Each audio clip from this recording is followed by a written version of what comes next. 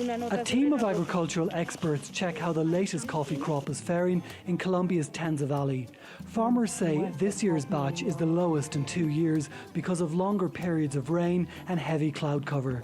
This has slowed the flowering of the plant, with fewer beans that are taking longer to ripen.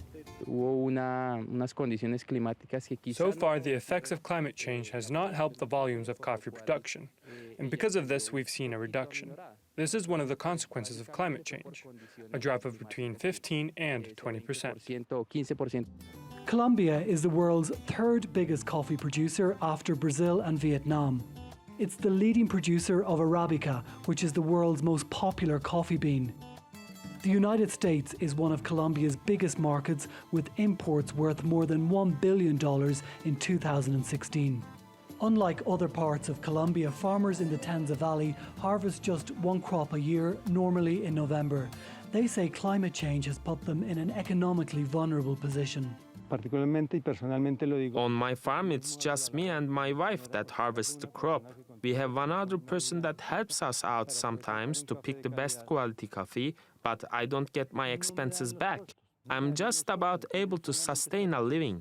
It's hardly worth anything, but thanks to the Coffee Federation, I'm guaranteed a subsidy of at least $230 for every 200 pounds of beans. Many small-scale coffee farmers are already dealing with the effects of climate change, with lower monthly volumes of the bean being produced year on year. Many industry experts have warned that as consumption grows, in the next 40 years, coffee production will have to double. Colombia needs to replace 90,000 hectares annually just to keep production above 14 million sacks a year, and that's to meet growing international demand. Luis's family is among one of 560,000 others in Colombia that depend on coffee for a living. The majority of Colombian coffee is produced on small family-run plots of land. Everything on this farm is done by hand. The beans are picked, washed, and then left to dry before being exported. Luis says they are now struggling to keep up with international demand. Right now we are producing all that we can on our lands. We cannot export more if we don't have the right conditions and a greater variety of plants that are smaller and better to produce more beans per hectare. Then we can increase our volumes for export.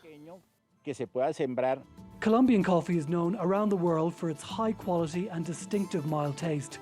But this year there may be a little less Arabica for connoisseurs to enjoy. Dimitri O'Donnell, TRT World in the Tenza Valley, Colombia.